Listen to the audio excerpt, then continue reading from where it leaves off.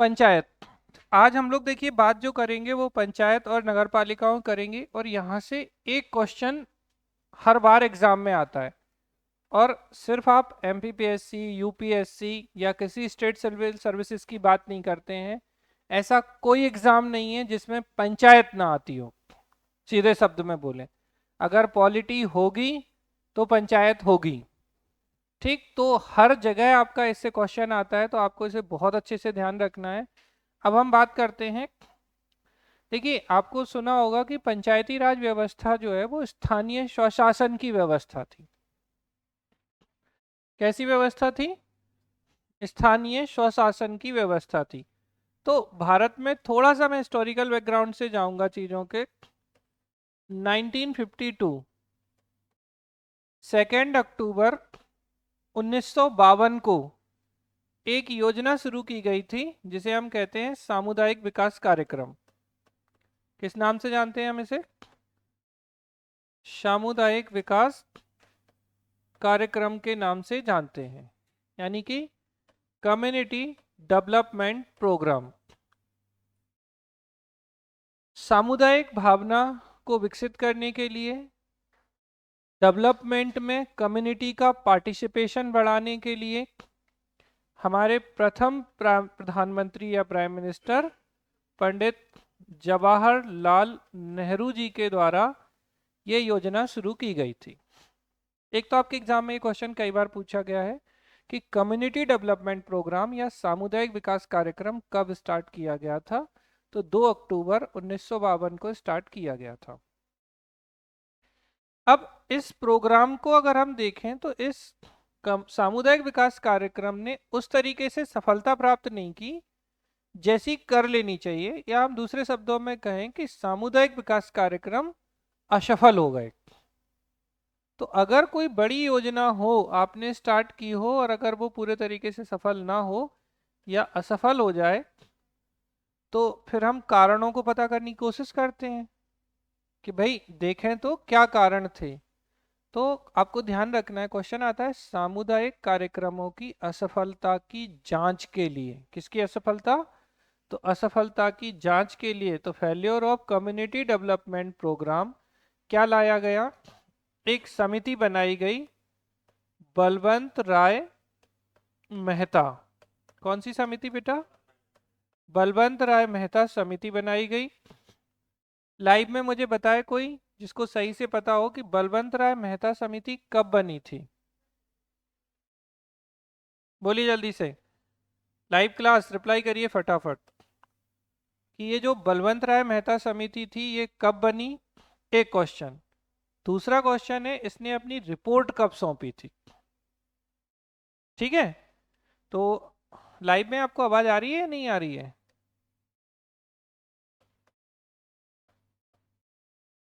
तो रिप्लाई करो भाई, किसको पता है कि बलवंत राय मेहता समिति कब फॉर्म हुई थी, कब गठित हुई थी?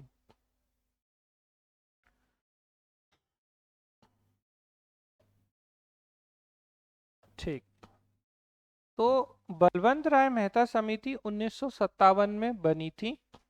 क्यों बनी? सामुदायिक विकास कार्यक्रम, कम्युनिटी डेवलपमेंट प्रोग्राम जो थे वो असफल हो गए थे। उनकी जांच के लिए बलवंत राय मेहता समिति बनी और इन्होंने अपनी रिपोर्ट दी। और इस रिपोर्ट में इन्होंने एक सुझाव दिया कि भारत में त्रिस्तरीय पंचायती राज व्यवस्था लागू करिए। क्या लागू करिए आप? त्रिस्तरीय पंचायती राज व्यवस्था। ठीक है, तो क्या स्टार्ट करिए? त्रिस्तरीय पंचायती राज व्यवस्था लागू कर दीजिए। अब ये जो त्रिस्तरीय पंचायती राज व्यवस्था है, इसको क्या करेंगे? लागू करेंगे। किसकी रिपोर्ट थी ये? बलवंत राय मेहता। अब याद कैसे रखेंगे? एक नाम बलवंत, एक राय, एक मेहता, तो ये तीन अलग अलग शब्द हैं और तीन से तीन को कनेक्ट कर दिए। सीधा पूछा जाता है त्रिस्तरीय पंचायती राज व्यवस्था के जनक। ठीक है, तो कौन है father of three tier system of panchayat? Balwant Rai Mehta. अब त्रिस्तरीय पंचायती राज व्यवस्था ने क्या किया? तो आप अच्छे से जानते हैं कि पहले सत्ता जो है वो केंद्र में होती थी, केंद्र से फिर राज्यों में आई, लेकिन अभी भी सत्ता राज्यों से छोटे छोटे सेंटर्स पर या गांव में, ठीक है, या स्थानीय लेवल पर नहीं आ पाई थी। तो इसका उद्देश्य क्या था? विकेंद्रीकरण को प्रोत्साहन देना। ठीक है, तो इसीलिए फादर ऑफ डिसेंट्रलाइजेशन कौन? फादर ऑफ डिसेंट्रलाइजेशन के नाम से हम किन्हें जानते हैं? बलवंत राय मेहता जी को जानते हैं। तो एक क्वेश्चन बनता है कि विकेंद्रीकरण के जनक कौन है? क्या क्वेश्चन बनता है? विकेंद्रीकरण के जनक। तो फादर ऑफ डिसेंट्रलाइजेशन है बलवंत राय मेहता। तो दो क्वेश्चन आपके क्लियर। त्रिस्तरीय पंचायती राज व्यवस्था के लिए सुझाव किसने दिया? बी आर मेहता ने। या यूं कहें कि भारत में त्रिस्तरीय पंचायती राज व्यवस्था किसकी रिकमेंडेशन पर आई? अब इन्होंने जो रिपोर्ट दी उसके आधार पर 2 अक्टूबर 1959 को राजस्थान के नागौर जिले में, और नागौर के कहा? बगदरी या बगदरा, ठीक है, तो बगदरी गांव में किसने? पंडित जवाहरलाल नेहरू जी ने क्या शुरू की बेटा? त्रिस्तरीय पंचायती राज व्यवस्था शुरू की। कौन सी व्यवस्था? त्रिस्तरीय पंचायती राज व्यवस्था। तो पहली बार आपसे क्वेश्चन पूछा जाता है सीधा कि पहली बार किस राज्य में त्रिस्तरीय पंचायती राज व्यवस्था शुरू हुई? तो कहाँ शुरू हुई? 2 अक्टूबर 1959 को राजस्थान नागौर बगदरी गांव में स्टार्ट की थी। इसका उद्घाटन किया था पंडित जवाहरलाल नेहरू ने। तो ये तो हो गया पहला राज्य जहां त्रिस्तरीय व्यवस्था शुरू हुई। इसके बाद जो दूसरा राज्य था वो आंध्र प्रदेश था। क्या था? आंध्र प्रदेश। तो आंध्र प्रदेश में भी पंचायती राज व्यवस्था चालू हुई। पूछते हैं दूसरा राज्य कौन सा था जिसमें त्रिस्तरीय पंचायती राज व्यवस्था चालू हुई थी? अब यहां आपको ये ध्यान रखना है कि अभी जो पंचायती राज व्यवस्था स्टार्ट की गई है इसमें कहीं भी संविधान संशोधन वाली बात नहीं है। ठीक है, अभी अब जैसे आपको सभी को पता है कि आर्टिकल 40 पंचायतों के गठन की बात करता है। किसकी करता है? कॉन्स्टिट्यूशन ऑफ पंचायत या फॉर्मेशन ऑफ पंचायत। डीपीएसपी का जो आर्टिकल 40 है वो पंचायतों के गठन की बात करता है और गांधी जी की विचारधारा के अंतर्गत पंचायतों को गठित करने की बात की जाती है। इन्हीं चीजों को ध्यान में रखते हुए राजस्थान में त्रिस्तरीय पंचायती राज व्यवस्था शुरू की गई, फिर आंध्र प्रदेश में की गई। लेकिन इन स्थितियों से ये चल रहा था कि अभी भी पंचायत को वो पावर नहीं थी जो एक्चुअल में होनी चाहिए। तो पंचायतों को और ज्यादा शक्तिशाली बनाने के लिए, इन्हें ज्यादा शक्तियां देने के लिए इसको संवैधानिक व्यवस्था में कन्वर्ट करने की बात की गई। तो उसके लिए एक आया 73rd कॉन्स्टिट्यूशनल अमेंडमेंट एक्ट 1992। तो 73वां संविधान संशोधन अधिनियम 1992 आया और इस 73वें संशोधन के माध्यम से कौन सा शेड्यूल जोड़ा गया? कौन सी अनुसूची? शेड्यूल 11। तो अनुसूची 11 और भाग कौन सा था पंचायत का? तो पार्ट कौन सी है पंचायत की? पार्ट 9। अगर कुछ नहीं याद आए तो पंचायत में 9 ही अल्फाबेट है और पी से पंचायत, पी से पार्ट, याद कराया था आपको। तो पार्ट 9 में और शेड्यूल 11 में पंचायतों की बात की गई और इस शेड्यूल 11 में 29 सब्जेक्ट या मैटर जो हैं वो रखे गए। 29 विषयों पर पंचायत कानून बना सकती थी और इस 73वें संशोधन के माध्यम से 243 से लेकर 243 ओ तक पंचायतों के बारे में उपबंध किया गया। कहाँ से? 243 से 243 ओ तक पंचायतों के लिए उपबंध किए गए, इनके लिए प्रोविजन किए गए। और इसी 73वें संविधान संशोधन को अपनाने वाला, 73rd अमेंडमेंट को लागू करने वाला पहला राज्य मध्य प्रदेश था। तो अगर आपसे कभी पूछा जाए कि 73वां संविधान संशोधन पहली बार किस राज्य ने लागू किया, या पंचायतों को संवैधानिक रूप से लागू करने वाला पहला राज्य कौन सा था, तो पंचायतों को कॉन्स्टिट्यूशनल स्टेटस के अकॉर्डिंग लागू करने वाला पहला राज्य था हमारा मध्य प्रदेश। तो ये आपको ध्यान रखना है कि मध्य प्रदेश ने इस व्यवस्था को सबसे पहली बार लागू किया 73rd अमेंडमेंट को। अब ये जो 73वां संविधान संशोधन 1992 है बेटा, ये 24 अप्रैल 1993 से क्या हो गया, ये लागू हो गया। तो कई बार ऐसा भी आता है 73वां संविधान संशोधन अधिनियम 1993, तो गलत नहीं है। उसका कारण है कि 73वां संशोधन 1993 में जाके लागू हुआ। तो देखो, अब अगर पूछे कि 73वां संशोधन एक्ट कब का है, तो 1992 का एक्ट है, लेकिन ये लागू कब हुआ, एनफोर्स कब हुआ, तो 24 अप्रैल 1993 को क्या लागू हो गया, बोलो जल्दी से, पंचायती राज व्यवस्था लागू हो गई भारत में। ठीक है, और जब ये व्यवस्था लागू हुई 24 अप्रैल को, तो इसीलिए 24 अप्रैल को क्या मनाया जाता है, पंचायती राज डे या पंचायती राज दिवस के रूप में हम इसको मनाते हैं। तो 24 अप्रैल को पंचायती राज दिवस के रूप में मनाया जाता है। ठीक, इतनी बात क्लियर हो गई होगी आप लोगों को, कोई समस्या नहीं होगी यहाँ तक। तो ये तो हुई बात आपकी। अब इसी की तरह अगर हम देखें थोड़ा सा स्थानीय स्वशासन की बात करें, लोकल सेल्फ गवर्नमेंट की, तो ये तो पंचायत है, ग्रामीण स्वशासन है। तो लोकल सेल्फ गवर्नमेंट में जब हम अर्बन बॉडीज की बात करते हैं, लोकल की जगह, या म्यूनिसिपैलिटीज की बात करते हैं, तो नगर पालिकाओं के लिए 74वां संविधान संशोधन आया। एक्ट अभी भी 1992 का ही था। तो 74वां संविधान संशोधन ने नगर पालिकाओं के लिए संवैधानिक प्रावधान किए, और उसके माध्यम से 243 से ZG तक प्रोविजन किए गए। जबकि 73rd अमेंडमेंट 1992 से क्या किया गया, 243 से लेकर 243 ओ तक पंचायतों के संबंध में प्रोविजन किए गए। 74वें संविधान संशोधन से 12वीं अनुसूची जोड़ी गई। ठीक, और क्या जोड़ा गया, तो पार्ट 9A जोड़ा गया, और 74वें संविधान संशोधन के माध्यम से 18 विषयों पर कानून बनाते हैं।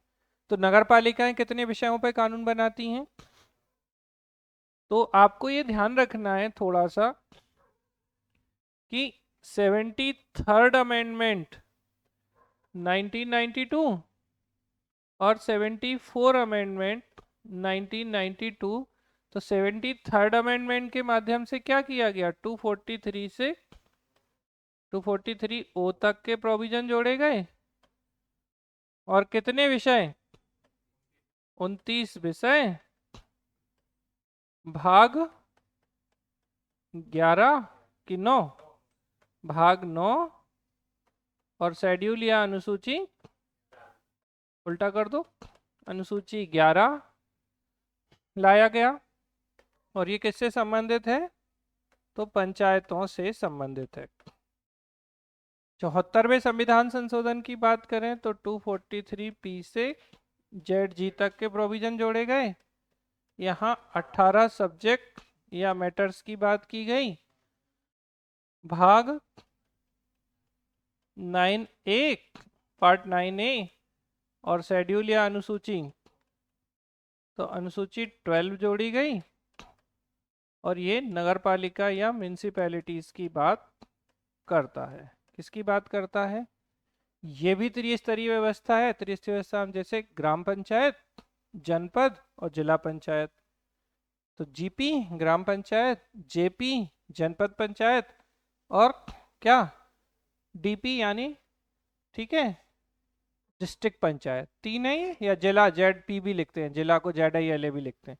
नगर पालिका की बात करें तो यहाँ क्या होती है आपकी, नगर पंचायत, नगर पालिका और नगर निगम। तो तीन स्तरीय यहाँ क्या क्या है, नगर पालिका,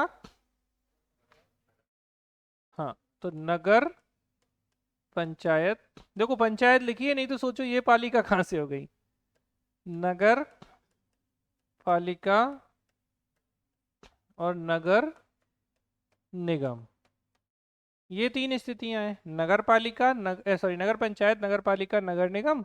और पंचायतों में क्या था,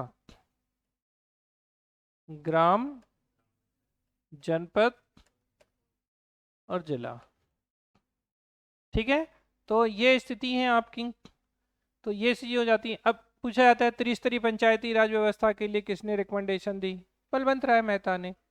एक पूछता है द्विस्तरीय के लिए किसने दी, तो 1977 में एक कमेटी बनी थी, 1977 में अशोक मेहता। अब देखो अच्छी बात यह है कि ये लोग बड़े भले मानुस हैं, बलवंत राय मेहता 3 शब्द, अशोक मेहता 2 शब्द, तो 2 शब्द हैं तो ये क्या बोल देंगे, बोले द्विस्तरीय व्यवस्था बना दो। तो अशोक मेहता ने द्विस्तरीय पंचायती राज व्यवस्था के लिए बोला, बलवंत राय मेहता ने 3 स्तरीय व्यवस्था के लिए बोला। और अब बात आती है कि पंचायतों को संवैधानिक दर्जा देने के लिए किस कमेटी ने रिकमेंडेशन दी थी, तो वो थे LM सिंघवी। ये बहुत बार आता है कि लक्ष्मीमल सिंघवी, कौन थे, LM सिंघवी। तो लक्ष्मीमल सिंघवी जो थे, इन्होंने पंचायतों को संवैधानिक दर्जा दिलवाया। तो ये क्वेश्चन बहुत रिपीटेड क्वेश्चन है, क्या है, LM सिंघवी ने क्या कहा बेटा, ठीक है, तो कॉन्स्टिट्यूशनल स्टेटस फॉर पंचायत, तो पंचायतों का संवैधानिक दर्जा, तो कॉन्स्टिट्यूशनल स्टेटस ऑफ पंचायत किसने रिकमेंडेशन दी, लक्ष्मीमल सिंघवी ने।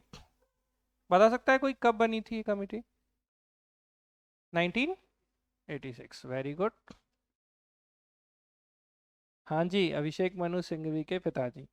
तो लक्ष्मीमल सिंघवी समिति 1986 में बनी, और इसी कमेटी की रिकमेंडेशन पर पंचायतों को संवैधानिक दर्जा दिया गया। मतलब 73 और 74 संशोधन जो है वो इन्हीं की रिकमेंडेशन पर आए, आप ऐसा भी कह सकते हैं। ठीक है, तो ये एक इम्पॉर्टेंट बात है। अब थोड़ा सा इतिहास में चलते हैं, तो आपको ये ध्यान रखना है कि कॉलोनियल सिस्टम या उपनिवेशिक शासन काल में, कब, उपनिवेशिक शासन काल में, तो एक क्वेश्चन आता है, भारत में स्थानीय स्वशासन के जनक, क्या आता है, भारत में स्थानीय स्वशासन के जनक, बहुत कॉमन क्वेश्चन है। Father of local self government, तो father of local self government कौन है बेटा, तो father of local self government कौन है, क्या बोले, आप क्या बोल रहे थे, नहीं, मेयो ने मेयो रेजोल्यूशन लाए थे बस। तो लॉर्ड रिपन जो हैं, ये भारत में स्थानीय स्वशासन के जनक है। भयानक रिपीटेड क्वेश्चन है। और हम दूसरे तरफ से कहें कि रिपन ही वो व्यक्ति हैं जो अपने आप को कहते थे मुझे जाने के बाद याद करोगे, मुझे मेरे कार्यों के लिए लोग याद करेंगे, और अपने आप से ही कहते थे रिपन द गुड, अल्लाह हम ही गुड है। वो बहुत अच्छे, अगर किसी गवर्नर जनरल के बारे में अच्छा कहा जा सकता है तो वो रिपन थे। अपने कार्यकाल में हर एक काम उन्होंने अच्छा किया। 1880 से लेके, इनका टेन्योर भी पूछा गया है चूंकि, 1880 से 84 के बीच में इसका टेन्योर था, लॉर्ड रिपन का कार्यकाल था। इन्होंने ICS की एज, जो इससे पहले गवर्नर जनरल थे जिन्होंने 19 से 21 कर दी, 21 से 19 कर दी थी, इन्होंने फिर से 19 से बढ़ाकर उसकी एज 21 साल कर दी थी। इसके अलावा इनके समय में इल्बर्ट बिल आया, इनके समय में भारत की पहली 10 वर्षीय जनगणना हुई। सब क्वेश्चन पूछे गए क्वेश्चन है। तो फर्स्ट डिकेडल सेंसस किसके समय हुई, रिपन के समय। हिल्बर्ट बिल विवाद किसके समय का है, रिपन के समय। श्वेत विद्रोह किनके समय हुआ, रिपन के समय। स्थानीय स्वशासन के जनक कौन कहलाते हैं? रिपन कहलाते हैं, father of local self government. पहला फैक्ट्री एक्ट किसके समय आया? इन्हीं के समय। ठीक है, साइंटिफिक या डिकेडल सेंसस किसके समय आई? तो 1881 में हमारी पहली जनगणना 10 वर्ष ही हुई थी। शुरू हुई है 1772 में, 1872, सॉरी 17 नहीं, 1872 में पहली जनगणना हुई थी मेयो के समय, लेकिन वो 10 वर्षीय नहीं थी। ये क्वेश्चन भी बहुत रिपीटेड पूछा जाता है कि सबसे पहली जनगणना कब हुई? तो पहली जनगणना 1872 में हुई थी। आप लोग कहीं अलग से नोट कर लीजिएगा, ये रिपीटेड होते हैं ये क्वेश्चन। 1872 में क्या पहली जनगणना किसने? लॉर्ड रिपन ने। ठीक है, लेकिन बोले 10 वर्षीय जनगणना या वैज्ञानिक जनगणना। ठीक है, scientific census, decadal census, synchronous census, तो ये हुई थी रिपन के समय 1881 में। और इसी 1881 में रिपन के ही समय में आया था पहला कारखाना अधिनियम या फर्स्ट फैक्ट्री एक्ट। क्या आया था? First factory act. तो पहला कारखाना अधिनियम भी रिपन के समय आया था। यही है स्थानीय स्वशासन के जनक। अब 3 क्वेश्चन में ऑप्शन सेम होंगे, तो थोड़ा सा फिर से अच्छे से ध्यान रखिएगा।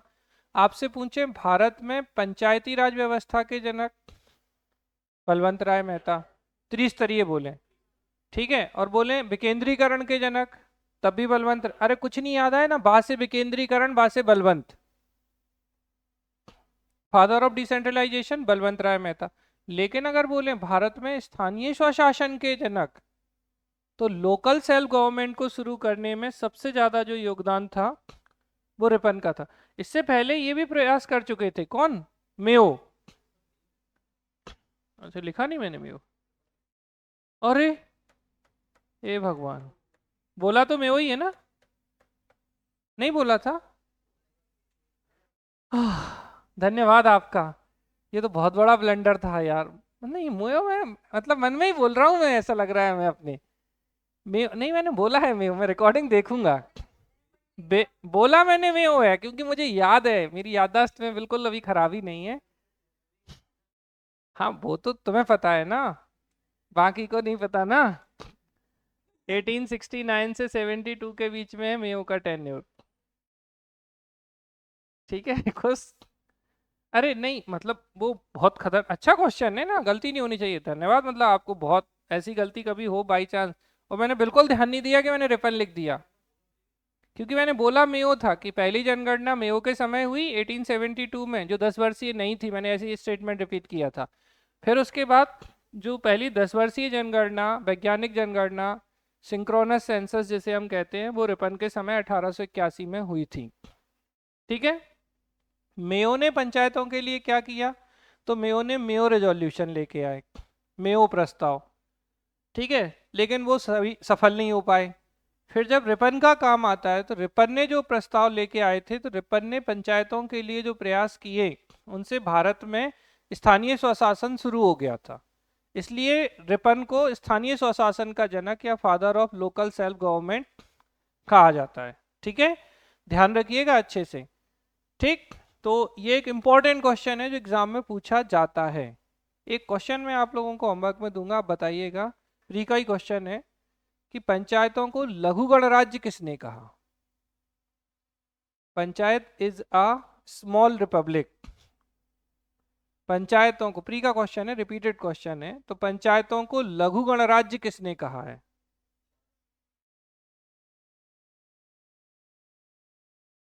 ठीक, बढ़िया, गुड। कम से कम याद है, तुम्हें पढ़ाया है तो। ठीक है, चार्ल्स मेटकॉफ। कौन है? चार्ल्स मेटकॉफ जो थे, इन्होंने पंचायतों को लघु गणराज्य कहा है। आप लोग कहीं लिख लो, पंचायतों को क्या कहा गया? पंचायत लघु गणराज्य। तो पंचायत क्या है? Small Republic. तो पंचायत जो है वो लघु गणराज्य है, ये किसने कहा है? चार्ल्स मेटकॉफ ने। अच्छा, आपको ये ध्यान रखना है कि ये चार्ल्स मेटकॉफ बहुत महत्वपूर्ण है। इन्हें क्या कहा जाता है? भारत में प्रेस के मुक्तिदाता, लिबरेटर ऑफ इंडियन प्रेस। तो भारतीय प्रेस के मुक्तिदाता भी कहलाते हैं। क्या कहलाते हैं? भारतीय प्रेस के मुक्तिदाता। तो लिबरेटर ऑफ इंडियन प्रेस के रूप में हम जानते हैं चार्ल्स मेटकॉफ को, और इन्होंने अमृतसर की संधि भी की थी। तो लिबरेटर ऑफ, देखो इनसे जो क्वेश्चन पूछे गए, 3 क्वेश्चन पूछे गए। एक है क्या संधि? अमृतसर की संधि किसने की? कब हुई थी? 1809 में अमृतसर की संधि हुई है। उस समय ये गवर्नर जनरल नहीं थे मेटकॉफ, मिंटो फर्स्ट जो थे उनके बिहाफ में इन्होंने संधि की थी राजा रणजीत सिंह से। क्वेश्चन पूछा गया है प्रीवियस ईयर में कि अमृतसर की संधि की लाहौर की संधि, हाँ अब बताओ, अमृतसर की लाहौर? अच्छा, ऑप्शन ऐसे दे देना तो परेशान हो जाओगे। ठीक, चलो। चार्ल्स मेटकॉफ का क्वेश्चन है, भारतीय प्रेस के मुक्तिदाता कहा जाता है, पंचायतों को इन्होंने लघु गणराज्य कहा है। ये दोनों इंपॉर्टेंट क्वेश्चन है, एग्जाम में पूछे गए हैं। तो अगर ब्रिटिश कॉलोनियल पीरियड की बात करें अगर हम, तो पंचायतों से संबंधित जो चीजें की गई वो किन किन के समय में की गई? बताओ जल्दी से। एक, चार्ल्स मेटकॉफ ने इन्हें लघु गणराज्य कहा। मेयो के समय मेयो रेजोल्यूशन आया। रिपन को स्थानीय स्वशासन का जनक कहा जाता है। स्वतंत्रता के बाद बलवंत राय मेहता को त्रिस्तरीय पंचायती राज व्यवस्था और विकेंद्रीकरण के जनक के रूप में हम जानते हैं। ठीक है, और इसके बाद 73वां संशोधन आता है जिसे लागू करने वाला पहला राज्य मध्य प्रदेश था, और ये 24 अप्रैल 1993 को लागू हुआ। इसीलिए 24 अप्रैल को हम क्या कहते हैं? पंचायती राज दिवस के रूप में मनाते हैं। यहाँ तक क्लियर है? पंचायतों से संबंधित कितने विषय हैं? तो 29 विषय हैं, आर्टिकल 243 से ओ तक हैं। ठीक है, भाग 9 में है पंचायत, अनुसूची या शेड्यूल 11 में है पंचायत। ये सब मतलब आप पंचायतों पे क्वेश्चन देखना, आपको लगेगा कि यार बिल्कुल बस ऐसे क्वेश्चन ही क्वेश्चन पढ़ा रहे हैं, लेकिन एक्चुअल में सारे क्वेश्चन आए हुए हैं। तो आप प्रीवियस ईयर उठाएंगे ना तो आपको लगेगा यार मतलब कितना पूछते हैं पंचायतों से। तो 74वें से नगर पालिकाएं आई, नगर पंचायत, नगर पालिका और नगर निगम। नगर पंचायत को नगर पंचायत, नगर पालिका को म्यूनिसिपैलिटीज और नगर निगम को हम म्यूनिसिपल कॉरपोरेशन के नाम से जानते हैं। ये भी त्रिस्तरीय थी, और ये 74 अमेंडमेंट 1992 के माध्यम से आई थी। 243 पी से जेड जी तक था। इसके अंतर्गत 18 विषय और 18 ही आर्टिकल इसमें शामिल किए गए हैं। कितने आर्टिकल? तो एक बार ये पूछा गया था कि नगर पालिका से संबंधित कितने अनुच्छेद थे, तो आप काउंट कर लो, पी से लेके जेड जी तक। अब पी से जेड होगा, फिर Z A, Z B, Z C, Z D, Z E, Z F, Z H. ठीक है, तो एच तो होगा नहीं, जेड जी तक हो जाएगा। और अगर याद नहीं हो तो ए से ओ तक 15 होते हैं अल्फाबेट। अगर आप लोगों को ऐसे भी नहीं याद हो तो जिसने रीजनिंग थोड़ी पढ़ी हो, एजॉटी, ई 5 होता है, जे 10, ओ 15, टी 20। तो हमें ओ से मतलब है, तो 15 हो गए, तो 15 अल्फाबेट चले गए कहाँ तक? ओ तक। अब नगर पालिका शुरू कहाँ से होती? पी से। तो अब बचे कितने? 11 जेड तक के लिए। तो पी से जेड तक 11 हो गए ना अल्फाबेट, और फिर ए से लेके जी तक 7। तो टोटल कितने हो गए? 11 और 7 18। तो इस तरीके से 18 आर्टिकल। अच्छा, पूछ रहे पंचायत से संबंधित कितने आर्टिकल हैं? मैक्सिमम लोग गलत कर देंगे इस क्वेश्चन को, बताओ। गलत हो सकता है, लोग गलत कर देते हैं। 243 भी तो है, सही बता के फिर गलत क्यों किया? आप कहाँ चले गए? ए से ओ तक काउंट करने लगे। एक 243 भी तो है पंचायत की परिभाषा, और फिर ए से ओ तक 15, तो 15 और एक 16।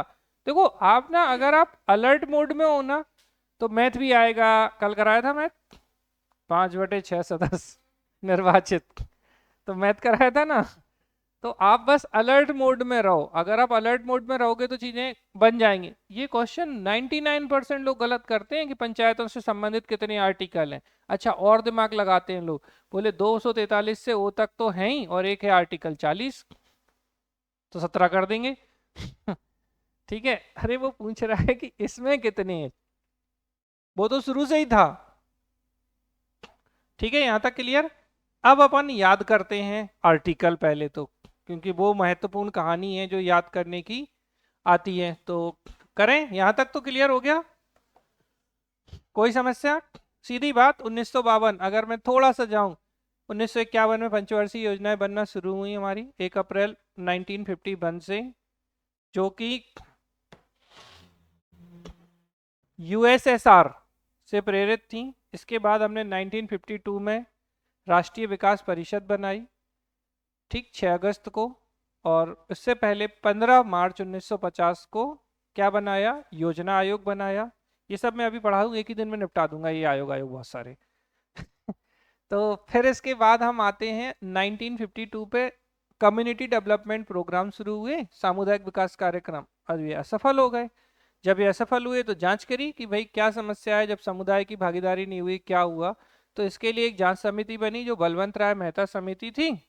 और बलवंत राय मेहता समिति ने जो रिकमेंडेशन दी, तो इन्होंने कहा कि आप त्रिस्तरीय व्यवस्था शुरू करिए पंचायत की। तो इसीलिए बलवंत राय मेहता को father of 3 tyre system of panchayat और डिसेंट्रलाइजेशन के जनक, विकेंद्रीकरण के जनक के रूप में हम देखते हैं। इसी के आधार पर राजस्थान के नागौर के बगदरी गांव में 2 अक्टूबर 1959 को पंचायती राज व्यवस्था शुरू की गई त्रिस्तरीय। दूसरा राज्य आंध्र प्रदेश था जहां पंचायती राज व्यवस्था शुरू की गई। और आर्टिकल 40 जो कि पंचायतों के गठन के लिए बात करता है, तो इसके माध्यम से अब क्या किया गया, और कमेटी बनी एक 1977 में कमेटी बनी, कौन सी, अशोक मेहता। तो अशोक मेहता समिति जो बनी, तो अशोक मेहता ने क्या कहा, अशोक मेहता 1977, तो अशोक और मेहता दो, तो इन्होंने क्या कहा, द्विस्तरीय।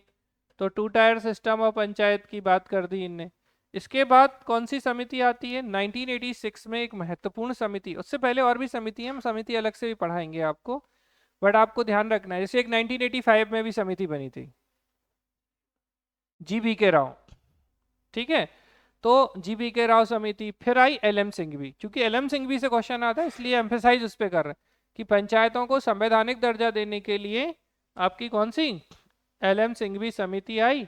इन्होंने कहा पंचायतों को कॉन्स्टिट्यूशनल स्टेटस दीजिए। इसके आधार पर 73 और 74वें संविधान संशोधन आए, और 73वें संविधान संशोधन को 24 अप्रैल 1993 से लागू किया गया। इसे हमने मनाया पंचायती राज दिवस के रूप में।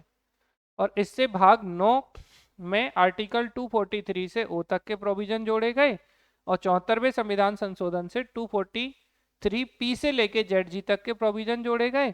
और इस तरीके की कहानी यहाँ पर पार्ट 9 और 9A में हो जाती है।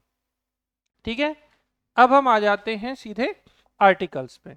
ये ऑलरेडी आपको मैंने भेज रखा है, तो अब आप इसको समझिए अच्छे से। देखो, पंचायत में 9 अल्फाबेट हैं, एस हटा दीजिएगा नहीं तो 10 कर लोगे आप ये। तो ये पार्ट 9 है, और आर्टिकल कहाँ से, 243 से 243 ओ तक की बात करता है ये। तो ये टोटल 16 अनुच्छेदों को समाहित करता है 73rd अमेंडमेंट। अब बहुत सरल है ये। सबसे पहले हम कोई चीज शुरू करेंगे तो पंचायत की परिभाषा, तो 243 में परिभाषा। ठीक है, अब नगर पालिकाएं कहां से शुरू हो रही थी, 243 पी से। अच्छा, पी से पंचायत कनेक्ट हो गया तो बहुत बुरा क्वेश्चन निपटेगा किसी का। तो 243 पी में पंचायत नहीं है भैया, म्यूनिसिपैलिटीज है। तो 243 में क्या आ गया, नगर पालिका आई, और नगर पालिकाओं की परिभाषा दी गई 243 पी में। ठीक है, आगे बढ़ो, 243 ए आया। तो ए जो बात करता है वो बात करता है ग्राम सभा की। किसकी बात करता है, तो ऐसे रहो, ए ग्राम सभा, एक ग्राम में एक ग्राम सभा। या तो एक बड़ा गांव है तो उसकी ग्राम सभा, या एक दो गांवों से मिलकर एक ग्राम सभा बन जाती है। ठीक है, तो ए में हो गई ग्राम सभा। अब मुझे बताओ क्या नगर में होगी ग्राम सभा, क्योंकि ये तो अर्बन लोकल बॉडीज है। तो शहरों में ग्राम सभा नहीं। ठीक, तो इसके पैरेलल यहाँ कोई आर्टिकल नहीं होगा। ए के बाद आता है बी। तो बी बात करता है कॉन्स्टिट्यूशन ऑफ पंचायत की, पंचायतों के गठन की। किसकी? 243 बी कॉन्स्टिट्यूशन ऑफ पंचायत की बात करता है। ठीक है, तो पंचायतों का गठन हो जाएगा इसके अकॉर्डिंग। और फिर सी बात करता है, सी से कॉम्पोजिशन, यानी कि पंचायतों की संरचना। पहले गठन करेंगे फिर पता चलेगा कि संरचना कैसी है। तो बी में गठन और सी में देखो कैसे हिंदी अच्छा है ना, सी संरचना। तो 243 सी में संरचना यानी कि कंपोजिशन की बात की जाती है। अब भैया जब पंचायत की संरचना होगी तो म्यूनिसिपैलिटीज भी होंगे यहाँ। तो अब पी के बाद क्यों आया? बीच में आर्टिकल छोड़ोगे तो है नहीं। तो जिस तरीके से पंचायतों का गठन था, म्यूनिसिपैलिटीज का गठन करो फिर इनकी संरचना करो। तो पी में पंचायत नहीं है, पी में नगरपालिका की परिभाषाएं हैं। क्यू में नगरपालिकाओं का गठन है। आर में संरचना, संरचना रा आर, तो आर में संरचना है यानी कि कंपोजिशन है। सेम सेम चल रहा है, बस ग्राम सभा को कनेक्ट करना। इसके बाद सी के बाद डी आता है। तो डी तो मैंने पहले भी पढ़ा है, रिजर्व्ड। तो पंचायतों में एससी एसटी, महिलाएं और ओबीसी, इनका जो आरक्षण है वो 243 डी के आधार पर है। तो पंचायतों में स्थानों का आरक्षण, रिजर्वेशन ऑफ सीट, रिजर्व्ड ऐसे याद रख लो। ठीक है, तो डी में हो गया रिजर्वेशन। यहां एक आर्टिकल बदलता है बस नगर पालिकाओं में कि जब 243 एस आता है तो ये क्यू और आर दोनों को मिला देता है। Constitution and composition of ward committee, क्योंकि नगर पालिकाओं में ठीक है क्या होती हैं, वार्ड समितियां होती हैं, जबकि गांव में नहीं होती वार्ड समितियां। तो constitution and composition of ward समिति किसमें? 243 एस में, क्योंकि पी क्यू आर एस में हो गई वार्ड कमिटीज। तो ये आपको एस ध्यान रखना है। अब मैक्सिमम चीजें आपकी सेम चलेंगी एक दो चीजों को छोड़कर। तो अब हम पहले पंचायत के याद करा देते हैं, पैरेलल में आपके नगर पालिका के याद हो जाएंगे। ठीक है, तो डी में क्या हो गया भैया? रिजर्वेशन। ई में आओ तो देखो ई ड्यूरेशन, ऐसे याद नहीं हो तो टेन्योर। तो 243 ई में क्या? टेन्योर, कार्यकाल। तो पंचायतों का जो अवधि या टेन्योर है वो ई में है, तो ई टेन्योर। एफ डिस्क्वालिफिकेशन, सदस्यता के लिए डिस्क्वालिफिकेशन, तो डिस्क्वालिफिकेशन फॉर मेंबरशिप एफ में। फिर जी, तो जी में क्या होता है ना, हर किसी का जी कहता है पावर दे दो जी। क्या दे दो जी? तो power, authority and responsibilities of panchayat. तो पंचायत पावर कहाँ? 243 जी में, पावर, अथॉरिटी एंड रिस्पॉन्सिबिलिटीज। तो 243 जी में पावर दे दीजिए। अब पावर दे दीजिए तो पावर का इस्तेमाल करेंगे तो पंचायत क्या लगाएंगी? एच में, टैक्स। तो 243 एच में power to impose tax and funds of panchayat, तो पंचायतों द्वारा कर अधिपूर्वित। तो जी के बाद क्या पावर मिली? तो टैक्स लगाया, क्योंकि पंचायतों के पास है क्या टैक्स लगाने के अलावा? आई, तो ये मैंने पहले ही बताई कि जो आई था वही वाई था, और आई मतलब फाइनेंस, क्योंकि अब टैक्स लगाओगे तो पैसा चाहिए। तो constitution of finance commission to review financial position, तो आप तो इतना याद रख लो, स्टेट फाइनेंस कमीशन। 243 आई में राज्य वित्त आयोग हो गया। इसके बाद जे, तो जे क्या है? Audit of account of panchayat. अब जब पैसा आ गया तो भाई ऑडिट तो करना पड़ेगा, क्योंकि नहीं तो सब खा जाएंगे पैसा। तो जे में क्या है? Audit of account of panchayat, पंचायतों के लेखाओं की संपरीक्षा। जे में ऑडिट हो गया। तो के आपको पता ही है, 243 के इलेक्शन यानी स्टेट इलेक्शन कमीशन, तो राज्य निर्वाचन आयोग हो जाएगा। के बाद एल, तो application to the union territory, संघ राज्य क्षेत्रों में लागू होना, तो कुछ नहीं, एल से लागू, ला लागू का, तो पंचायतें कहाँ लागू, यूटी में लागू।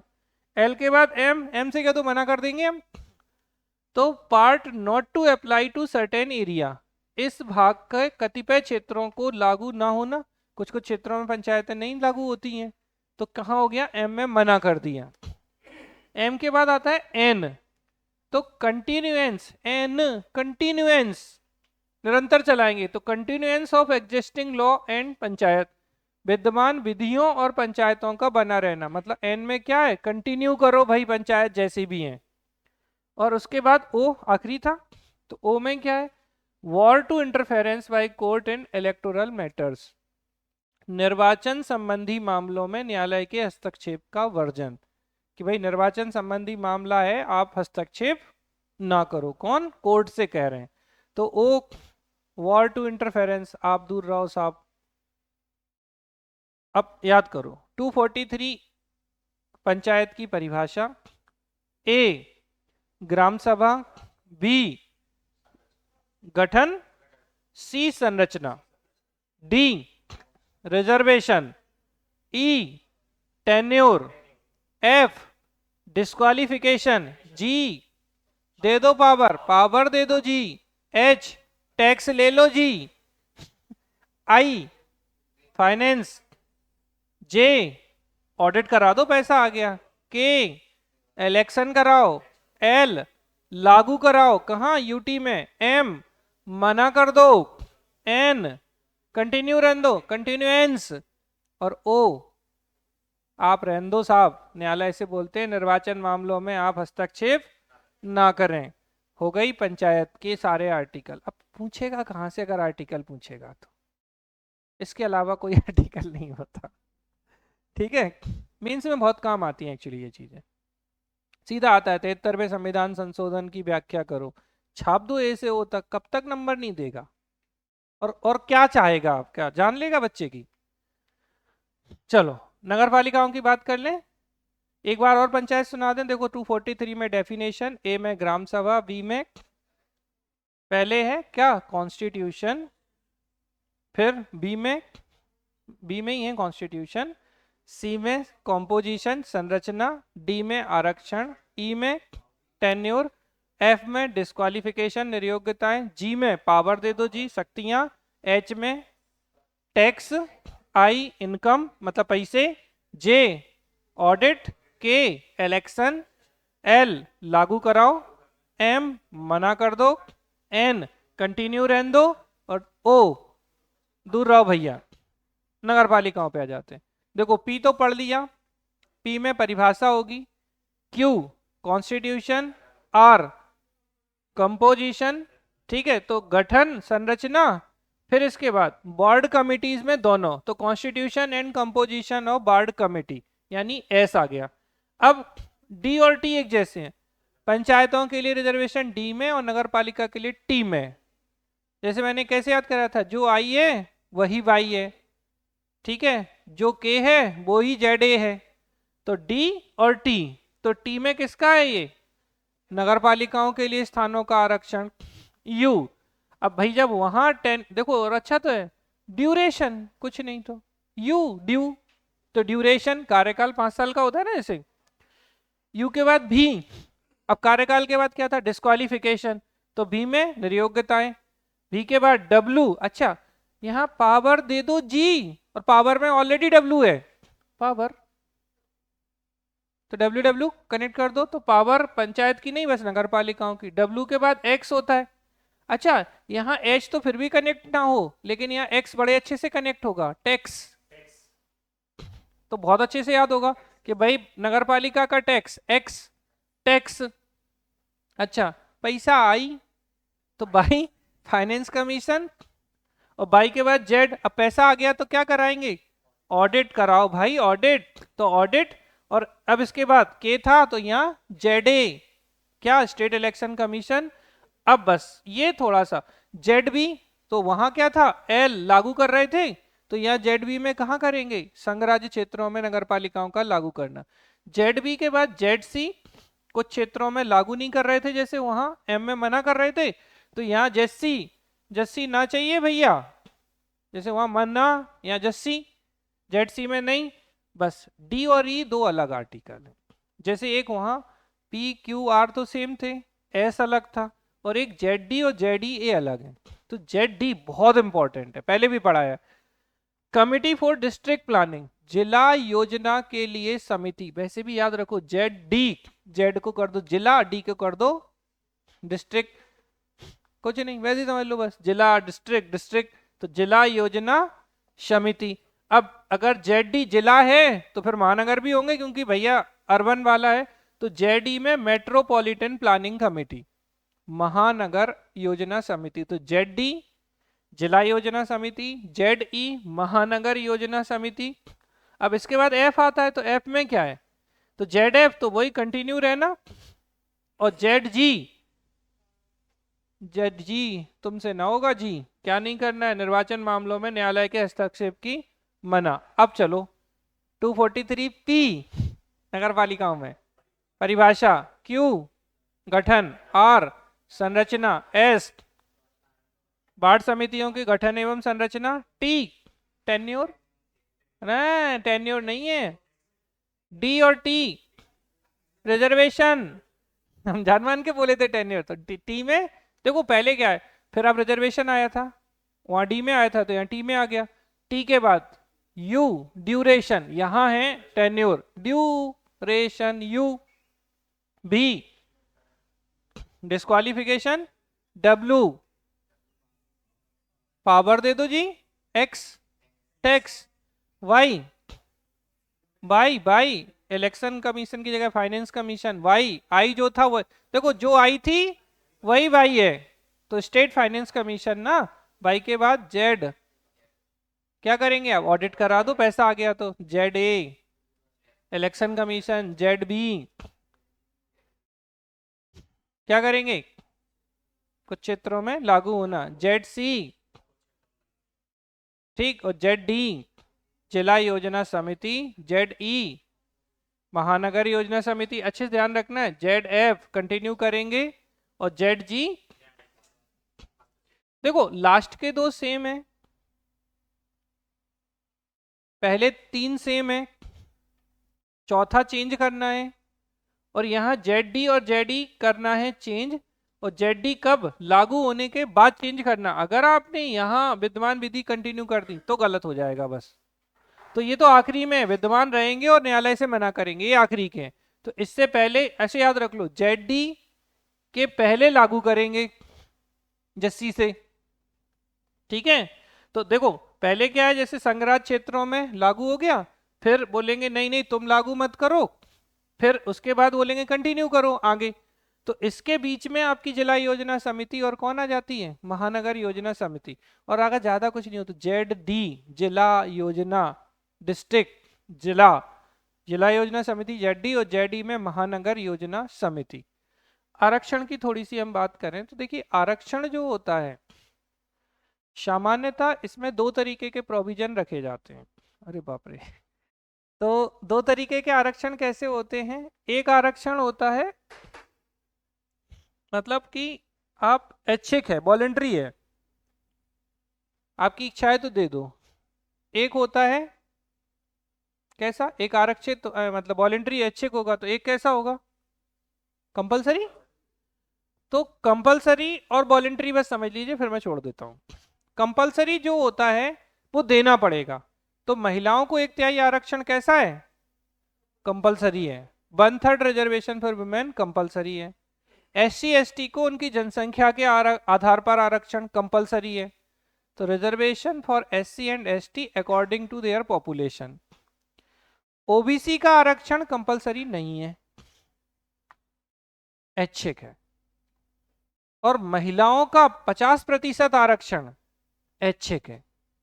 तो अगर ये पूछे जाते हैं इंटरव्यू में भी, प्री में भी पूछे गए कि महिलाओं के लिए 33% की जगह 50% आरक्षण कैसा प्रोविजन है, तो वॉलेंट्री, जैसे मध्य प्रदेश में महिलाओं को पंचायत नगर पालिकाओं में 50% आरक्षण दे रखा है, राजस्थान में छत्तीसगढ़ में दे रखा है, तो ये कैसा है ऐच्छिक है, लेकिन 33% कंपलसरी है। SC ST को अकॉर्डिंग टू पॉपुलेशन कैसा है कंपलसरी है, देना पड़ेगा। जबकि ओबीसी का आरक्षण राज्य विधानमंडल की इच्छा पर निर्भर है, जब इनको दे देंगे फिर बचेगा उसके अकॉर्डिंग डिसाइड करेंगे। समझ में आया रिजर्वेशन का? और रिजर्वेशन कहाँ है? पंचायतों के लिए जेड डी में है, नगर पालिका के लिए टी में, जेड नहीं टी में, डी टी, डी टी, ठीक है। तो डी में रिजर्व्ड और टी में टेन्योर मत करना टी से, बस ये ध्यान रखना। तो जल्दी से बताओ 243 पी परिभाषा, क्यू गठन, आर संरचना, एस बार्ड समितियां, T reservation, U duration, V disqualification, W power, X tax, Y finance, ठीक है, Z audit, Z A election commission, Z B लागू कराओ, जेड सी कंटिन्यू नहीं करना है जी, जेड डी जिला योजना, जेड ई महानगर योजना, और जेड ई के बाद जेड एफ लगातार रहेंगी कंटिन्यूएंस, और जेड जी, ठीक है। जैसी तुम ना बोलो, मतलब न्यायालय से मना करते हैं कि आप इसमें हस्तक्षेप ना करो, ठीक है। तो ये इंपॉर्टेंट चीजें हैं जो हमने आपको बता दी। अब इसी के साथ हमें थोड़ा सा मध्य प्रदेश की पंचायती राज व्यवस्था को स्पेसिफाई कराना है, तीनों स्तर पर किस तरीके की चीजें हैं, और पंचायत से संबंधित कमिटीज, थोड़ा सा और 1 घंटा लगेगा उसमें। अब बहुत है आज के लिए, इतना याद रख लो।